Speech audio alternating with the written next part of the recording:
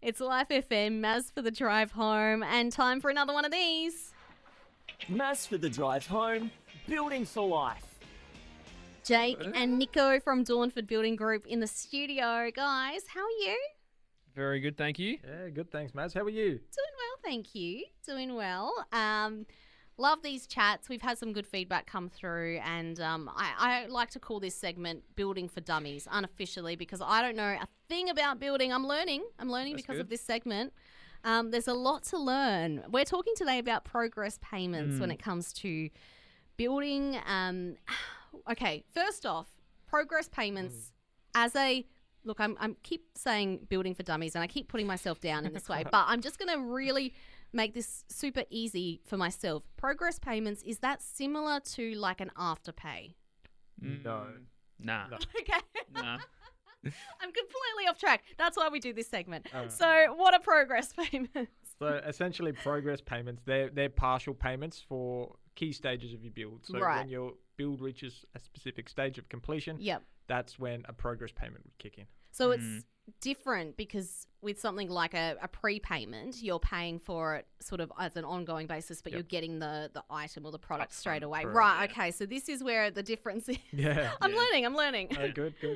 Nah, so we'll probably, we'll jump into it. So a progress payment is, let's say you sign your building contract. There will be a payment up front, which is your deposit. Yep. And then once the actual building starts and the slab goes down, there'll be another payment. So then what it is you are paying for the work that has been completed. And As then, it's completed. Yeah, so let's just pretend it was a $100,000 contract. You get a $5,000 deposit. And then roughly, these are very rough terms, but normally once the slab goes down, it's 25%. So you'd pay $25,000 Yep. once the slab goes down. And then that helps cash flow the builder through the next stage of framing. And then once the wall frames or the timber goes up, then you get like another 20% invoice from them. And then that would be like 20 grand. So you've paid about 50% while the building is 50% complete. Yeah. And then you go to lock up. That and makes then there sense. Goes, so it's a progress payment throughout the build. We get asked a lot of questions around progress payments, so that's why Nico and I thought it would be a good time to talk to people about progress payments. So it's not something you have to do. Like you could just pay up front. You could. I would suggest not doing that. Yeah. To Okay. anyone. Okay.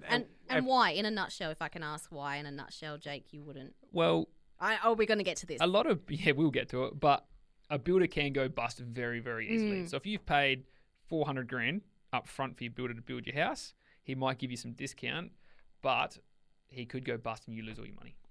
And or he might go to Egypt and with your money. Yeah. And you got no. And you just never see it again. Correct. Yeah. Have, Wow. have a nice holiday on you. Yeah, correct. That's it. So essentially, it is a protection. So under law, the max a builder can ask of you for a deposit without any work done is 5%. Okay. So you shouldn't be getting charged more than 5% for a deposit. Yep. And then from there, the banks do set out particular payment schedules that they like. So they either work off the HIA or Master Builders Association. So they're standard contracts, standard payment terms. And Jake sort of touched on it, but maximum 5% for a deposit. Yep. Then your slab, somewhere at 10, 15%, somewhere around there. Then you're looking to do your frames.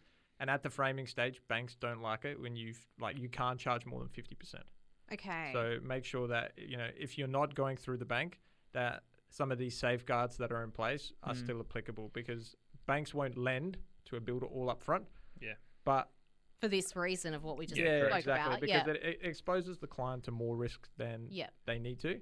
But then at the same time, as a client, if you do have the cash, you want to make sure you're still protected. Yeah, Correct. yeah, So- for sure. And as a builder, we can manipulate the contract to suit different payments. So if you're doing like a $2 million build and you don't want to pay 25% up front because you've got 3 different slabs getting poured, you can do 3 separate payments for each slab. Yeah. So Yeah, we wow. do work to our clients' budgets as well. Yeah. So you can almost alter the way that the progress payments happen depending on the budget of the client and maybe the cash and how flow. difficult it is. And Yeah. So custom builds are a little bit more unique in that some of these standard progress payments might not particularly work, or renovations fall into the same sort of category, renovation extensions, because you might be doing a lot of work that isn't necessarily, I guess, equally split between these things. There might be a lot of retaining or landscaping or something like that that is happening. So these are also things to take into consideration. It's not that these are mandatory and set in stone, but they're good principles and Yep. guidelines to go Yeah. by. Yeah. So we've already kind of touched on some of the things to look out for as well, like, making sure you're not putting more than a 5% deposit down at the beginning. What are some of those other things that are really important to keep an eye on when it comes to progress So payments? I think for clients, just protecting themselves, especially legally, is if the builder's demanding money for work that's not been done, that's sort of a red flag. Make sure you don't give money until you've seen the result come through. But you should also read your contract around that. They could be mostly, it could say in there, mostly completed. Substantial Yeah, or completion. you want Which to be, is then, they can bill it out really whenever they want.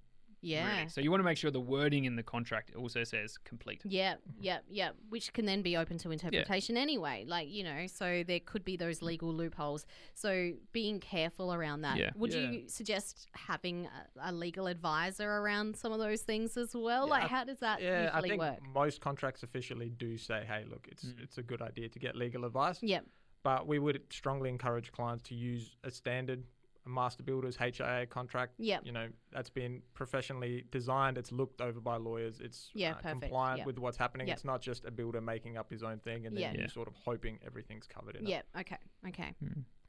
Another one is getting a building inspector to actually look Yes. over the stages of the build. It might cost you $300, $400 per payment, but to get a building inspector to go through your house and look at the framing to make sure it's compliant, to look at your cladding to make sure it's compliant, to look at the slab to As it's happening. Yeah, because Yep. sometimes if you're building with a builder who does 100 homes a year, they're not really going to be looking over your house 100%, but it would be worth getting a building inspector. And to if look those over it. things are an issue, it's obviously easier to fix them Correct. than Yeah. to wait Yeah. till everything's done and then be like, I don't actually like the way that this wall is, Yeah, exactly. or Yeah. whatever. Exactly. And getting a building inspector, he's a professional or they are a professional in the field. And And it's a essentially. third party. Exactly. So you can then send that to your builder and say, hey, look, the person that I've contracted to look after it, here's their credentials. This is what they've said.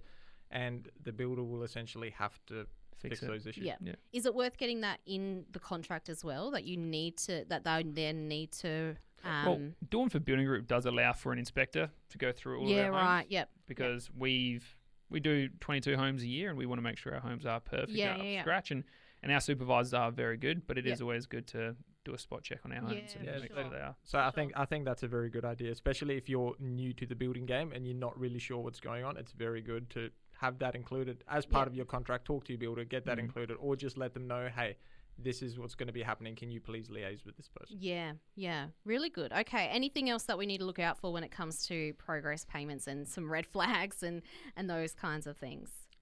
I think we've touched on everything. Just make sure that, when the stage is complete or when the builder asks for money, that the stage is actually done. Yep. Making sure that your due diligence and your contract's done. And that's pretty much okay. it. Keep a paper trail of everything and you should be good. Yeah. Nice. Cool. Okay. And, I guess for anyone who is new to the game as well, getting in contact with, company like Dornford, like, do you have someone available if they've got questions and they can just call and ask or contact you with questions as the process is actually happening as well? Like almost like a support service? We can definitely help. Yeah. Maybe for 5 minutes. Obviously, we're very busy. But yeah, we're definitely out there to help people. Yeah, And you want to make sure they're happy. If we're not the right people, we'll pass you on to someone who can help who you. can help. Yeah, for sure. 100%. For sure. Awesome. Fantastic. Thanks, guys. Thanks, Maz. All right, what are we going to chat about next time? I think next time we're going to talk about one of the slightly more dreaded topics, variations, and Okay. how they all work. I don't even know what it means, but we're going to talk about it next time. Great. Building for Thanks, Dummies, mate. aka Building for Life with Dornford Building Group, Jake and Nico in the studio. Thanks, guys, and we'll catch you next time. See you later, Maz.